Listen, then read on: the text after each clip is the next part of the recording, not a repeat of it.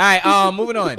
So, on to our entree, man. One of the things we want to do is, we've been talking a lot about Black history. We've been talking a lot about, over the last couple of weeks, right, about some of the challenges we had to go through, some of the challenges that our ancestors had gone through. We talked about, thinking inside the box, right? Right. We talked about, Black Panthers. We talked about Tulsa, and Black Wall Street. But one of the things we want to talk about is really modern day, right? Right. So for today's entree, we really want to have a conversation, a dialogue with you guys watching, and then just with us, and just kind of talk about some things that's super duper important right now, which is what major challenges do people of color experience in the workplace and or in school? Yep.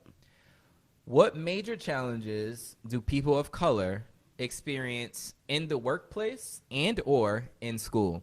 We're going to make this a social media moment starting now. You guys have 40 seconds to respond to that question. And we really want to take this time. Again, it's the entree. It's like the main course is here. Let's talk about this. Let's get into it. Don't hold back. Let's have this conversation and really get intimate, because it's important to have these conversations, right? For the culture, by the culture. And we got an obligation to make sure that we're having these uncomfortable conversations live, public, and things like that. So again, the question is, what major challenges do people of color face in the workplace and or in school? You guys have 40 seconds right now to respond.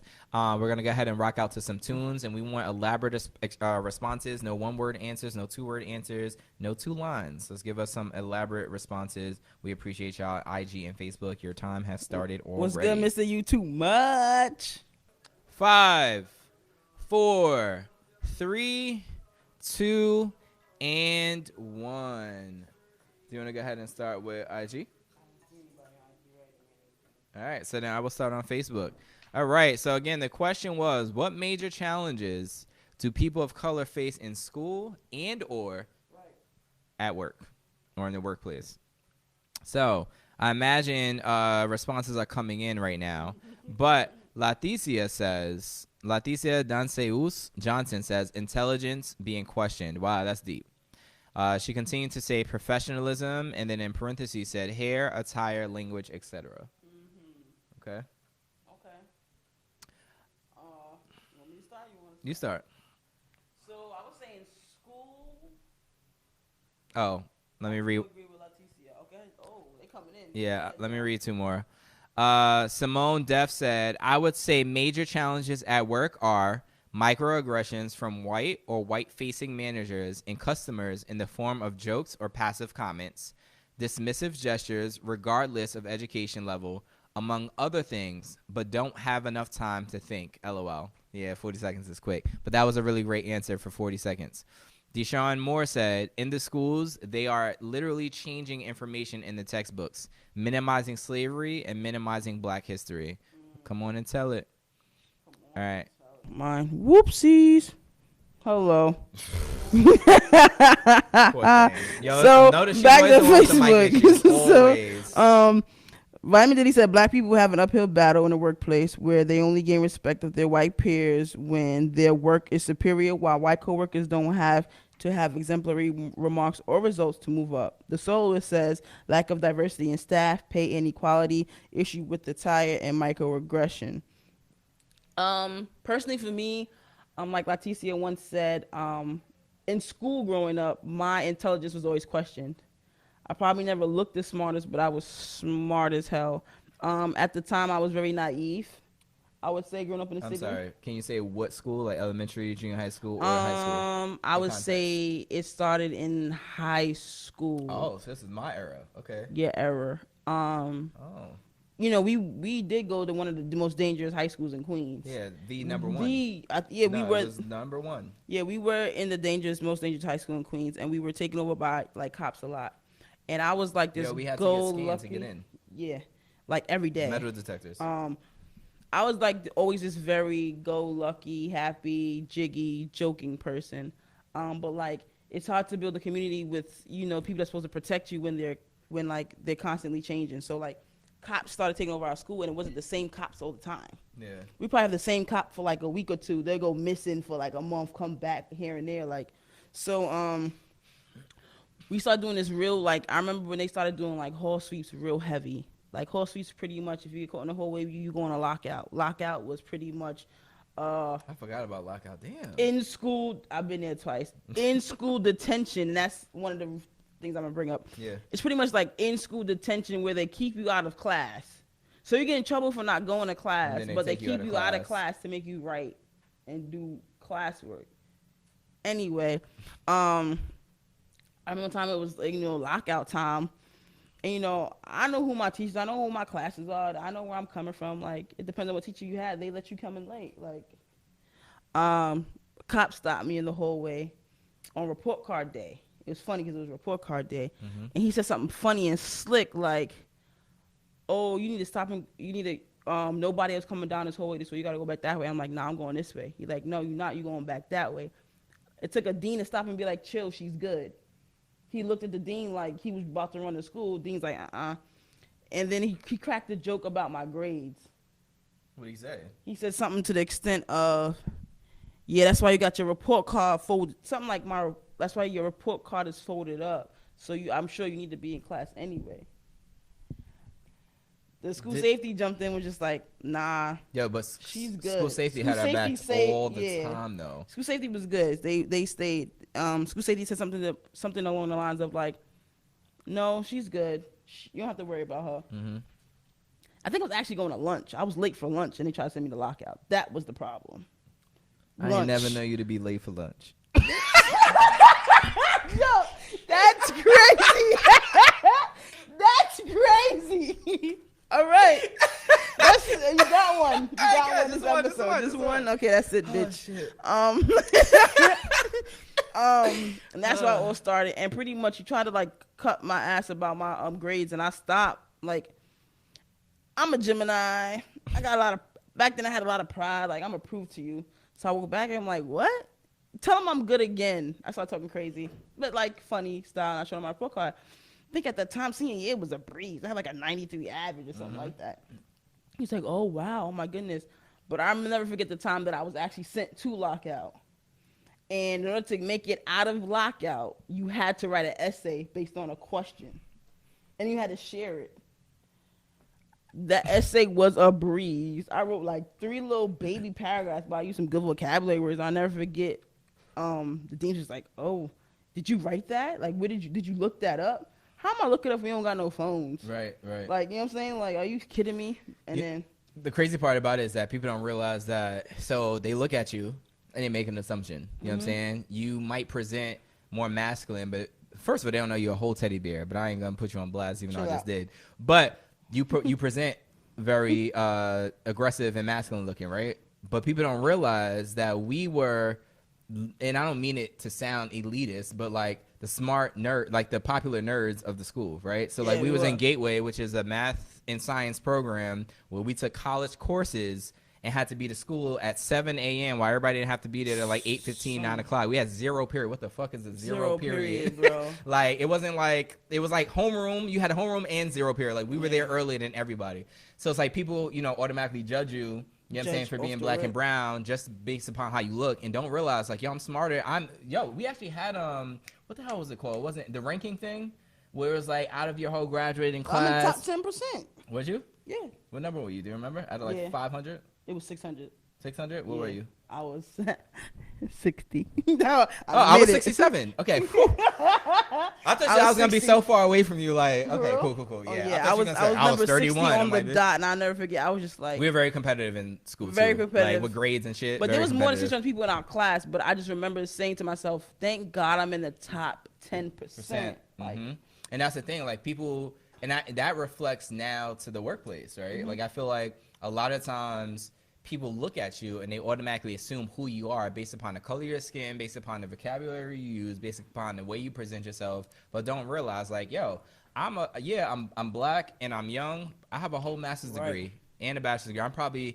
I can probably outsmart and out strategize and outthink and out anything, any of these people at this table. I'm probably the most educated person at this table. You know what I'm saying? And I'm not one to say like, yo, your degrees define who you are, but I feel like we have to use them as a defense tool. Yeah, as a backup. Right. We have to sit there and say, yo, I deserve to be here. Yo, one time, my most recent position, I was the head of marketing and communications for a slew of gyms or whatever in the fitness industry, right? 5 full service health clubs, 4 high intensity interval studios, 5 5 high intensity interval studios, etc. And someone asked me, it was like, yo, how'd you get the job? Bitch, what? I applied. What do you mean, how'd I get it? Right. Yeah, but like, how'd you get it? Like, you look more like an author. An author? What? What? Oh, man. I almost just went over real quick. I have to come back. Yeah, about how you didn't get the job. But I'm just like, yo, what do you, I'm just confused by your question. I applied to the job. I interviewed for the job. I got the job. I don't get it. Yeah, but so it's just like, and then like me being at said job, like I remember, you know, my predecessors were probably twice my age. They were white. And people did not receive me well, right? I had to sit there and prove myself from jump. Right. You know, it was like, hey, we really like you. You made it through every interview, but can you just give us, we just want to be really sure that you're the one. Can you, here's a scenario. Here is a budget. Here is a problem. Show us a plan and fix it. I got your plan. They thought I was going to come back with like a 1-page, 2-page front and back. Ask me how long my proposal was. 20 pages. 30. I don't play games. Oh, like, wow. I don't play games. And it's like, but you know what? Somebody might hear that and say, yo, that's dope. Like, wow, you wrote a 30-page proposal. But I look at it as, well, damn, like, did I really need to do that much work over maybe one of the other counterparts and or, you know, candidates that probably weren't black and brown just to prove that I know what I'm doing? Did you not believe when it said bachelor's degree in rhetoric and persuasive communication and master's degree in motherfucking corporate communication? Brandon, I was lying. Like, why do I have to go above and beyond to prove my value and prove who I am and prove my capabilities and my abilities? And I feel like in the workplace, like, you know, we as black and brown people, we have to work 2 times, 3 times, 4 times, 5 times as harder as our other counterparts just to get the same, you know, equity and equality. Someone said it, like, a lot of people said, you know, like, it's there's microaggressions, you know what I'm saying? There's all of that, like there's even like talking to you as if you don't know what you're talking about. No, I know what I'm talking about. You actually don't know what you're talking about. But I'm gonna sit here and play dumb for a little while, let you fail a little bit, and then I'm like, see, remember when I said that thing to do?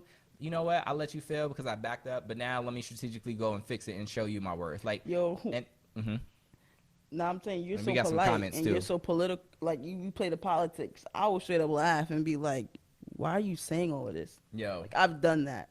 Yo, I've done that to people when they, why are you saying all of this? And then people, my coworkers will tap me and be like, no, but when somebody gonna say something, right? Yeah, you have to. You gotta hit them, like hit it right back. Like, yeah. I want to read some comments real quick. So, boom, boom, boom. Morthaven said we need black teachers, just not just support staff. Simone said, that's it, bitch. But I'm assuming she's laughing at me saying, like, I never seen you late for lunch. Leticia says, my college counselor and professor asked me what my GPA was. Mind you, she could have just looked it up because she was my counselor. And then when I told her 3.5, she openly said, oh, I wouldn't have thought that. That's some bullshit. Wow. And fucked up. Tykel David said, I'm in the same predicament right now. I'm not sure what predicament you're talking about, whether that was school related or work related, but we on the same path with you, brother. Patrick Harris Jr. said, oh, let me click see more. It's an elaborative all right. Okay. Let's read this slow so everybody hears it. Patrick said, most spaces disregard our history and how it shaped how we think, communicate, and move. Because of that, they have no context to our perspective and therefore not moved to acknowledge our contributions/communications. It's wild in that both we and they have to first come to grips that our existence is even relevant. Except at opposite ends of the spectrum, we have to be courageous enough to claim it and have to be humble enough to receive it. Wow, that was deep. All right, I'm glad I clicked read more. That was worth the slow reading. I agree. You got something on there? Yeah, so everyone's laughing about the whole lunch thing. I'm funny sometimes on Tuesdays. Neek says, I get that a lot as a black female in the corporate workplace. And mostly probably, it gets deep. She shouts out Gateway. And Neek says, but in the corporate workplace, everything you say that's slightly setting people straight is sass. Oh, everything you say to like get people like take something back to someone is considered sassy, right? As you're easily made to seem aggressive. Yes, let these hoes know about your degrees. Vitamin Diddy jumps in and he says, that's why I said we gotta be exemplary. SAT word for his exemplary. Come on, I SAT. see you. She said, and she's saying, you know, you got to work 10 bumbleclad times harder. Yeah, that's then, like, you know, that's crazy. Like, damn. Okay, Patrick, shout out to Patrick for that. But Word. Yeah, it gets real. Yeah. So, long story short, we want to just have this conversation because we think it's really important to talk about. And I feel like, again, like, at what point do we do better, right? At what point do jobs do better? I'm a big person. Like, when we started the show, we said, yo, we have a cultural obligation to teach the culture about the culture and teach people who are not a part of the culture. Right. And then to create this new culture, honestly, of information and news and et cetera. And I feel like, there's just so much that, when we work with people who aren't of color or people who are of privilege or whatever the case is, there really is this disproportionate level of understanding. Because at the end of the day, you'll never understand the Black experience. You know what I'm saying? And I, in my previous roles, have had to explain and have this really difficult conversations to talk about the Black experience, to talk about, us being stopped, how we have to worry. Yo, we were on our way going to New York City and coming from New York City. She was driving. We talked about this last week, but she was driving to New York City and we got stopped and had to fear for our fucking lives. No siren. He zoomed lights. Up. Right, yo. I thought he was going to hit us. He zoomed up to the back of our car, or her car, I should say. And literally, like, no sirens, no nothing. Like, he probably was on my bumper. Literally. And I'm like, yo, is he going to stop? Like, we're going to die. And now I have to sit here and think, like, yo, what's the... And I kid you not. I have to sit here and say, damn, what's the last text message I sent? Who's the last person I talked to? Did I tell my mom I love her? Like, these are the thoughts that go through my fucking mind when I'm being stopped by a police officer. And when I talk about... And then on the way back up, I was driving, and we got stopped again. And it happened to be the same one. Police He let us go by that time. He was like, all right, forget about it. I'm like, yo, you just did this yesterday, bro. Like chill. Literally. Like, the pull same us over the too. right way. Yeah, like it was don't nuts. do that. It's scary because, I feel like it's an episode Need for Speed, and it's happening so fast that I really thought we were about to get into an accident with this cop car. It was intense. So my whole point is, this is not the experience of, people who are of privilege or aren't of color. They don't have this is not their life. This is not their everyday. This is not, you have no idea what it's like to be a Black and brown man walking through the world or navigating through the world of New York or New York City or whatever the case is. You have no idea what it's like to fear for your fucking life when you're in a vehicle doing the speed limit, when you're in a vehicle doing nothing wrong, or even if you happen to be speeding by 5, 6, up to 10 miles, you have to fear for your life. I was in Atlanta, Georgia, and I was followed for like 14 miles by this one cop Jeep SUV thing. Did everything I did. I finally pulled, thank God that there was a damn, I was in Covington, Georgia, going to Covington, Georgia from Lawrenceville. Thank God there was a gas station. I pulled into the damn gas station. I was like, he's probably going to follow me in the gas station. He stopped, watched me go into the gas station. There was not a red light, like pulled over. And then like, I guess I was taking too long. I was like, let me fake like I'm pumping gas. And then he pulled off. It's like, yo, why is this what we have to go through? You didn't even tell me that. Yo, that's a whole nother topic. I don't want to take too much time on this because we got to get to a very juicy dessert. We thank you guys so much for tuning in for this entree and talking about this. Hopefully we get a chance to kind of revisit this topic. I feel like it's something that you and I could talk about for days. And you, the people, could talk about for days. Especially so we my appreciate last y'all. organization I worked with. Golly.